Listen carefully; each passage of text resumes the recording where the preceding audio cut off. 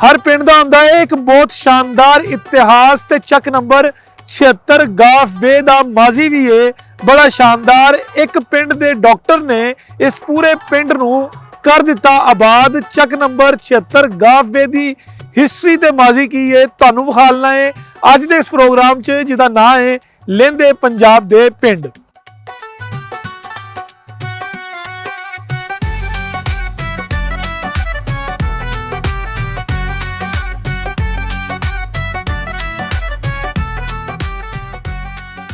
उन्नीस सौ 47 तो पहले चक नंबर 76 गाफ बे दे विच तीन वड्डे मजहब रह रहे सी, यानी कि मुस्लिम, सिख ते हिंदू मजहब दे लोग इस पिंड दे बासी सी।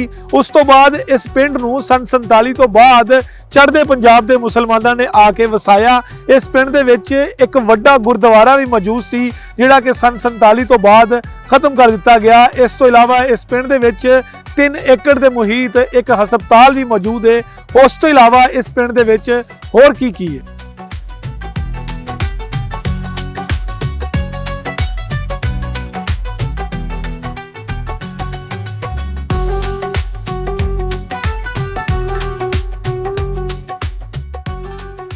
पिंड दी प्रधानगी ते नंबरदारी जिहड़ी है वो गुज्जर खानदान दे कोल है। पिंड दे विच सब तो वड्डी बरादरी जिहड़ी है वो भी गुज्जर बरादरी है। इस तो इलावा इस पिंड दा तालीमी मियार बड़ा शानदार है। इस पिंड दे विच ही पढ़ लिख के इत्थे दा ही बासी एक पाकिस्तान दा पैमरा दा चेयरमैन बनया। इसे पिंड दा एक नौजवान एटॉमिक एनर्जी च भी गया।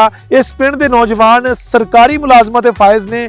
इस तो इलावा इस पिंड दे विच किहड़े खेड मकबूल ने, इस पिंड दे कोल किन्ने ग्राउंड्स ने।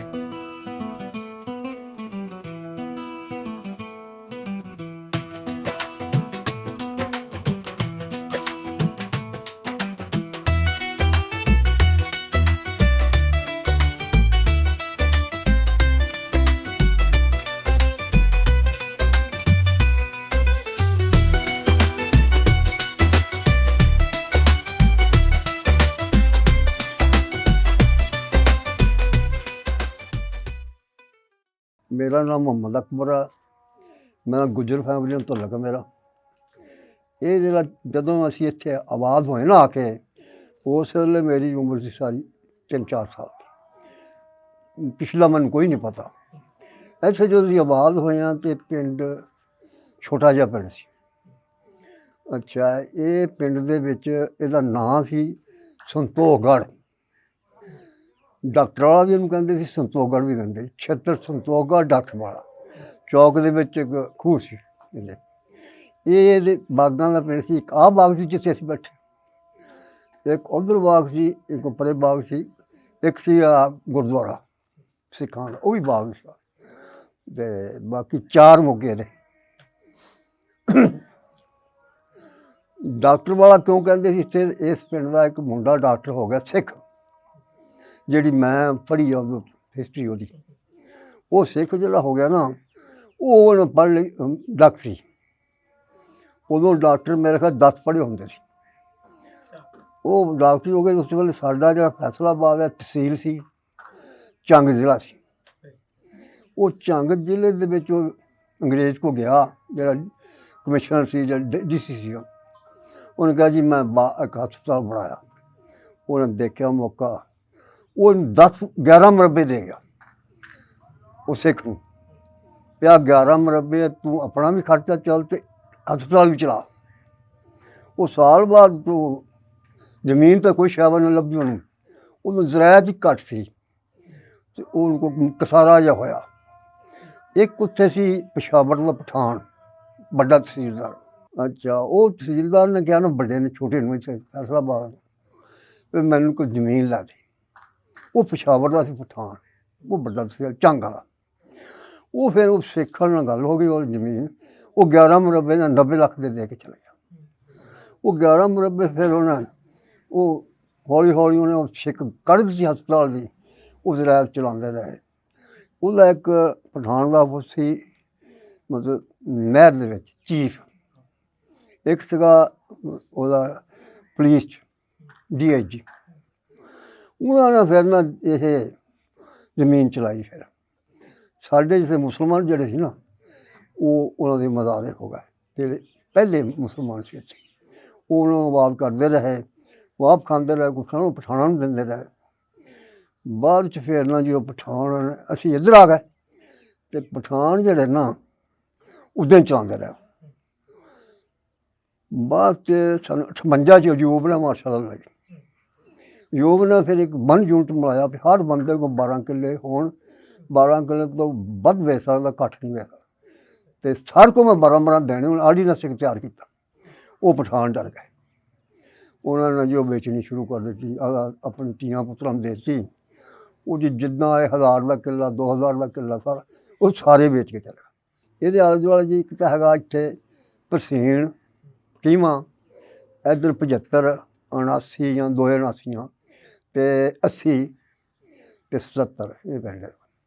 ਜਿਹੜਾ ਸਾਡਾ ਪਿੰਡ ਜਿਹੜਾ 76 ਇਹਦੇ 'ਚ ਮੇਰੇ ਖਿਆਲ ਦੇ ਵਿੱਚ ਕਿ ਸਿੱਖ ਜਾਂ ਹਿੰਦੂ ਮੁਸਲਮਾਨ ਬਰਾਬਰ ਸੀ। ਮੁਸਲਮਾਨ ਬਹੁਤ ਸੀ ਇੱਥੇ, ਜੱਟ ਸੀ 11-12 ਘਰ, ਰਾਈਆਂ ਦੇ ਘਰ ਬੜੇ ਸੀ, ਕਸਾਈ ਸੀ ਇੱਥੇ। ਮੁਸਲਮਾਨ ਦੇ ਬਰਾਬਰ ਹੀ ਸੀ ਉਹਨਾਂ ਦੇ ਹਿੰਦੂਆਂ ਦੇ, ਲੇਕਿਨ ਉਹਨਾਂ ਦਾ ਜ਼ਿਆਦਾਦਾਰੀ ਸੀ ਸਿੱਖਾਂ ਦੀ, ਇਹ ਦੱਬਿਆ ਸੀ ਮੁਸਲਮਾਨ। ਗੁਰਦੁਆਰਾ ਇੱਕ ਹੈ ਸੀ ਸਿੱਖਾਂ ਦਾ ਜੀ, ਉਹ ਮੇਰੇ ਖਿਆਲ ਦੇ ਵਿੱਚ ਕੋਈ ਹੈ ਸੀ 2 ਏਕੜ 'ਚ। ਨਹੀਂ, ਗੁਰਦੁਆਰੇ ਦੀ ਸ਼ਕਲ ਬਦਲੀ ਦੇਖੀ ਮੈਂ, ਉਦੋਂ ਵੇਲੇ ਮੁਸਲਮਾਨਾਂ ਨੇ ਕਬਜ਼ਾ ਕਰ ਲਿਆ। ਉਹ ਉਹਨਾਂ ਦਰਖਤ ਤੋਂ ਕੱਟ ਕੁੱਟ ਕਰ ਦਿੱਤੇ। ਉਹਦਾ ਬਿਲਡਿੰਗ ਰਹੀ ਸੀ, ਬਿਲਡਿੰਗ ਦੇ ਇਸ ਪਿੰਡ 'ਚ ਇੱਕੋ ਹੀ ਖੂਹ, 2, ਇੱਕ ਉੱਤੇ ਸੀਗਾ ਜੀ ਚੌਕ 'ਚ ਵੱਡਾ, ਉਹ ਸਾਡੇ ਦਾ ਆਉਣ ਤੋਂ ਬੇਆਬਾਦ ਸੀ। ਇੱਕ ਖੂਹ ਸੀ ਇੱਧਰ, ਇੱਕ ਬਾਗ ਸੀਗਾ, ਉਹਦੇ ਵਿੱਚ ਇੱਕ ਖੂਹ ਸੀਗਾ ਹਾਤੇ 'ਚ, ਇੱਕ ਹਸਪਤਾਲ ਖੂਹੀ ਸੀ, ਬਸ ਇੰਨੇ ਸੀ। ਮੇਰੇ ਖਿਆਲ ਦੇ ਵਿੱਚ ਇਹ ਗਾਲਬਨ ਕੁਛ 78-76 'ਚ ਆਈ ਆ। ਸਭ ਤੋਂ ਵੱਡੀ ਬਰਾਦਰੀ 'ਚ ਗੁੱਜਰ ਆ। ਇਹਦੀਆਂ 2 ਨੰਬਰਦਾਰੀਆਂ ਗੁੱਜਰਾਂ ਦੀਆਂ ਇੱਥੇ।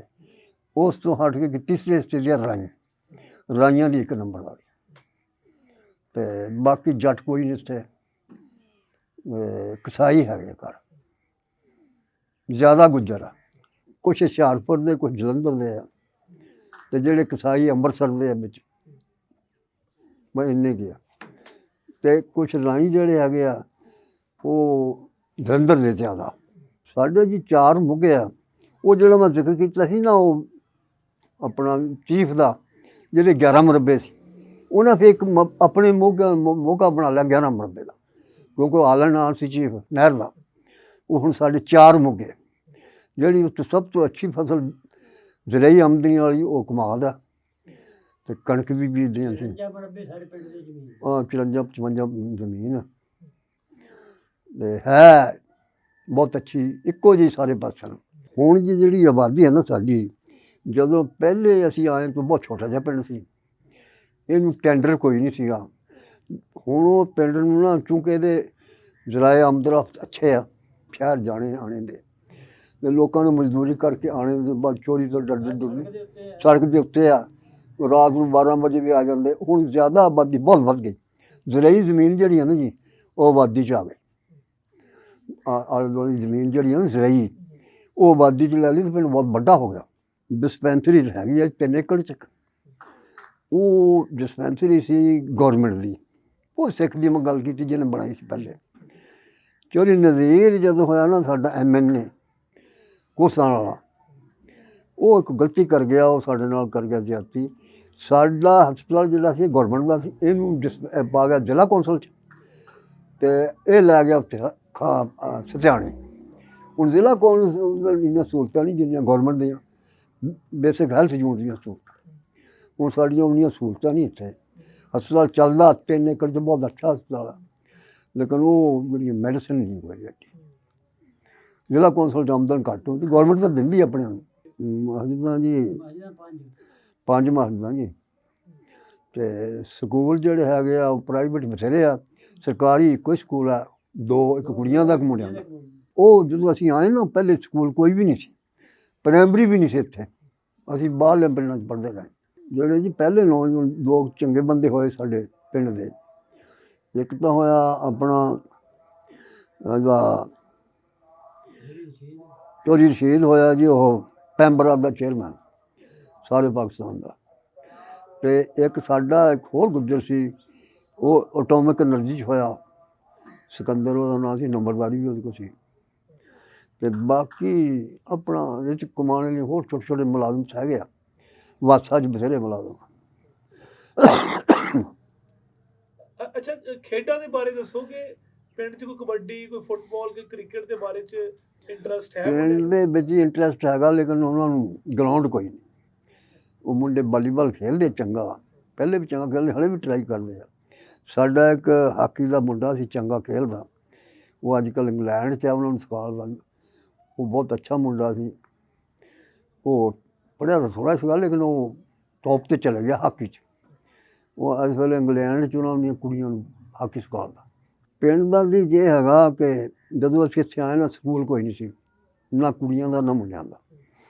ਅਤੇ ਮੇਰਾ ਵਾਲਦ ਸੰਨ 58 'ਚ ਬੀਡੀ ਮੈਂਬਰ ਹੋਇਆ। ਅੱਛਾ, ਇੱਕ ਮੌਲਵੀ ਲਕਮਾਨ ਸੀ, ਉਹ ਵੀ ਬੀਡੀ ਮੈਂਬਰ ਹੋਇਆ।